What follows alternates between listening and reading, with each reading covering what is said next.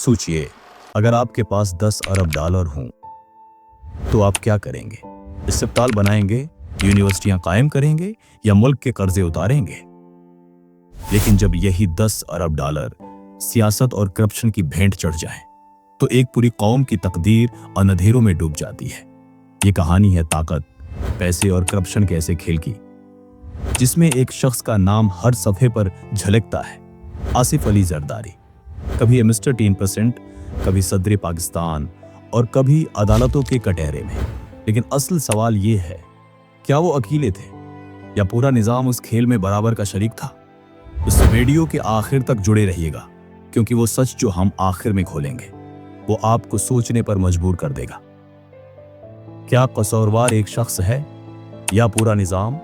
उस सवाल का जवाब आपको वीडियो के अख्तिताम पर मिलेगा। कराची की सियासत हमेशा रंगीन रही है, मगर 80 और 90 दहाई में एक नया किरदार सामने आया। बेनज़ीर भीटो की शादी के बाद आसिफ जरदारी सियासत के खेल में दाखिल हुए। इब्तिदा में लोगों ने उन्हें ज्यादा संजीदगी से नहीं लिया, लेकिन वक्त के साथ साथ वो पसी पर्दा फैसलों के असल खिलाड़ी बन गए। पहले सरकारी ठीकों में कमीशन लेने की कहानियां मशहूर हुई और यूं उन्हें लक़ब मिला मिस्टर 3%। ये लक़ब मजाक नहीं था, बल्कि उस पूरे निज़ाम की हकीकत थी, जहां हर प्रोजेक्ट, हर माहदा और हर ठेका कमीशन के बगैर मुकम्मल नहीं होता था। कुछ ही बरसों में ये किरदार इतना ताकतवर बन गया कि उनके फैसले वजारतों तक पहुंचने लगे।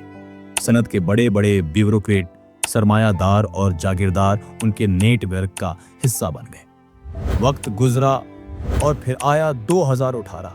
बेनज़ीर भुट्टो की शहादत के बाद पाकिस्तान पीपल्स पार्टी इक़्तिदार में आई और जरदारी मुल्क के सदर बन गए। अब खेल और भी बड़ा था।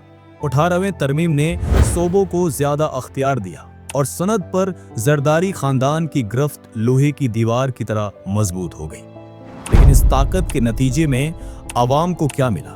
कराची के गली कोचे कुचरे के ढेरों में बदल गए। घर में बच्चे ग़िज़ाई कुल्त से मरने लगे और सरकारी अस्पतालों में दवाई तक नापीद हो गई। फिर भी बजट के अरबों रुपए तरक्याती मंसूबों महकों में खर्च होते रहे, कम उस कम कागजों पर।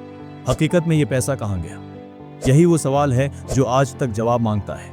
अब आते हैं सबसे बड़े स्कैंडल की तरफ, जाली अकाउंट्स स्कैंडल। तसव्वुर करें, आप एक आम मजदूर हैं या एक रेढ़ीबान। आपके पास अपना बैंक अकाउंट खुलवाने की भी ताकत नहीं, मगर एक दिन खबर आती है कि आपके नाम पर बैंक में अकाउंट खुला हुआ है, जिसमें से करोड़ों रुपए ट्रांसफर हुए हैं। वाई कहानी हजारों आम पाकिस्तानियों के साथ हुई। चपरासी, ड्राइवर, छोटे दुकानदार, इन सब के नाम पर जाली अकाउंट्स खोले गए। उन अकाउंट्स में अरबों रुपए जमा हुए और फिर वही रकम दबी, लंदन और ऑफशोर कंपनियों में भेजी गई। ये पैसा आखिर किसका था? ये वो फंड्स थे जो आवाम की तरक्की के लिए रखे गए थे। मगर ताकत के खेल में ये सब लौट आ गया। लेकिन फिर भी सवाल बाकी रहा। जब सब कुछ वाज़ेह था, जब तहकीकात में सब सामने आ गया, तो फिर निज़ाम ने उनको बचने क्यों दिया? नीब ने मुकदमात बनाए, फाइलें भरती गई, अदालतों में पेशियां हुई, मीडिया पर शोर मचा। हर बार ये लगता कि अब फैसला होने ही वाला है, मगर सियासत की ताकत दरमियान में आ जाती। पार्लियामेंट में डील्स, अदालतों में ताखीरी हरबे और ताकतवर हलकों के साथ ताल्लुकात, ये सब जरदारी के बिचाव की दीवार बनते गए।